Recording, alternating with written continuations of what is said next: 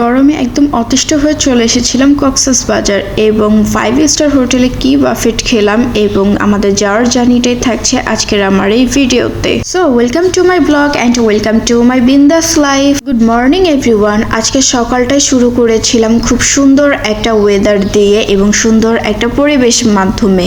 সকাল সকাল ঘুম থেকে উঠে ফ্রেশ হয়ে সি পার্লে কমপ্লিমেন্টারি ব্রেকফাস্ট করতে আমরা চলে যাই। সেখানে ছিল ডোনাট, ব্রেড টোস্ট, পাস্তা, বুটের ডাল, কাচ্চি, বিরিয়ানি, দেন হচ্ছে পোলাও, রাইস, ফ্রাইড রাইস, দেন ছিল চিকেন, মাটন এক্সেট্রা। এছাড়াও বিভিন্ন ফ্রুটসের জুস ছিল আর ছিল হচ্ছে ডেজার্ট আইটেম। এর মধ্যে সবগুলো খাবারই খুবই সুস্বাদু ছিল, বাট আমার কাছে পার্সোনালি খুব বেশি ভালো লেগেছে তাদের বুটের ডালটা, যার জন্য আমি আলাদা করে আবার আরেকবার নিয়েও এসেছিলাম বুটের ডাল। সি পার্লের সকালের ভিউটা অসাধারণ ছিল। টাটকা ফুলগুলো একদম গাছের নিচে পড়েছিল আর কি যে সুন্দর একটা ঘ্রাণ ছিল এই ফুলগুলোর থেকে। এছাড়াও সকালের একটা শান্ত পরিবেশে হাঁটাচলা করা কিন্তু শান্তিটাই আলাদা। এছাড়াও আমি শুনতে পাচ্ছিলাম সমুদ্রের ঢেউ। তো সুন্দর একটা শান্ত পরিবেশে নিজের কিছু পিকচার অ্যান্ড ভিডিও নিচ্ছিলাম, বাট সবগুলোই সিয়াম নষ্ট করে দিচ্ছিল।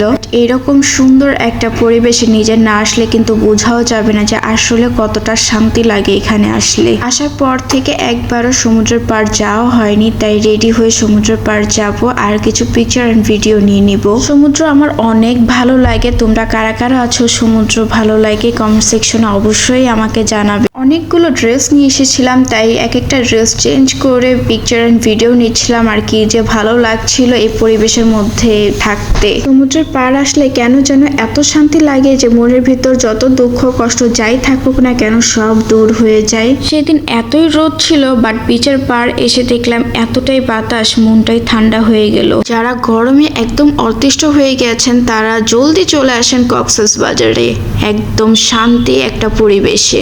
এরই মধ্যে আমাদের লাঞ্চের টাইম হয়ে যায়, দেন আমরা চলে যাই লাঞ্চ করতে পালঙ্কি রেস্টুরেন্টে। পালঙ্কি রেস্টুরেন্টটা যতটা বড় ছিল সেরকমই ছিল সুন্দর ডেকোরেশন আর ছিল সুন্দর একটা ভিউ, যেটা ছিল সমুদ্রের একদম অপোজিটে। এখানে আমরা লাঞ্চও করছিলাম এবং সমুদ্রের ঢেউর যে শব্দটা সেই শব্দটাও আমরা শুনতে পাচ্ছিলাম। এতটা শান্তি লাগছিল এখানে লাঞ্চ করে।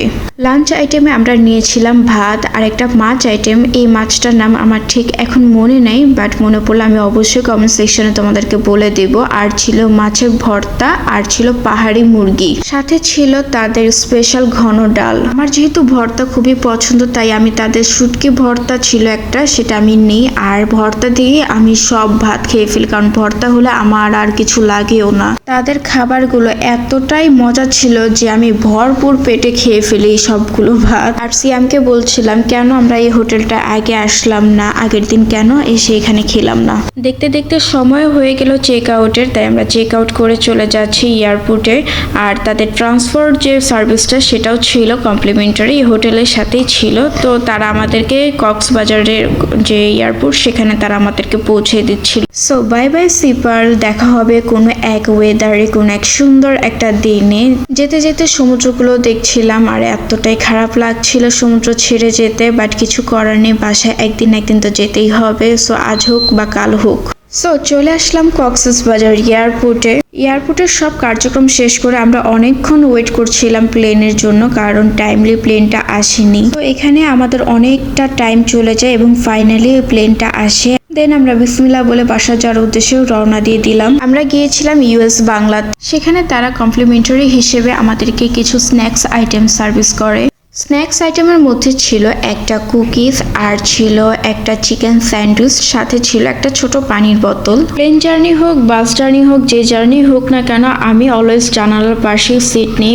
এবারও জানালার পাশে সিট নিয়ে আমার মনে হচ্ছিল আমি সব থেকে ভুল কাজ করেছি। এতটাই রোদের তাপ ছিল, আমার স্কিন বার্ন হওয়া শুরু করে। সো কোনোভাবে আমি কোনো মতো বাসায় যাওয়ার উদ্দেশ্যে জাস্ট আল্লাহ করছিলাম যেন তাড়াতাড়ি বাসায় চলে যাই আমি। যাই হোক, এই বছরের কক্সবাজার জার্নি লাস্ট ভিডিও ছিল এইটাই। পারলে 2টা পার্ট হয়েছে, এর আগের পার্টটা তোমরা চাইলে দেখে আসতে পারো, অলরেডি আপলোড করা হয়েছে। এটাই ছিল আমার লাস্ট পার্ট। এখন রোদের তাপের জন্য আমি কোনো ভিডিও পিকচার কিছুই নিতে পারিনি। দেন ফাইনালি আস্তে আস্তে রোদের তাপটা কমে, দেন আমি একটু ভিডিও অ্যান্ড পিকচারও তুলে নিলাম। সেদিন রোদের তাপ এতটাই ছিল যে আমার মাথা ব্যথাও শুরু হয়ে যায়। যাই হোক, দেখতে দেখতে ঢাকায় আমরা ল্যান্ড করি, সেফলি বাড়িতে পৌঁছাই। এইটাই আমাদের জন্য অনেক বড় ব্যাপার। সেফলি বাসায় পৌঁছানো হচ্ছে সব থেকে বড় ব্যাপার এবং আলহামদুলিল্লাহ বাসায় আমরা সেফলি পৌঁছাই। আজকের ভিডিওটি এতটুকুই। সবার ভালো লাগলে অবশ্যই আমাকে সাপোর্ট করবে। আজকে এই পর্যন্তই। সবাইকে আল্লাহ হাফেজ।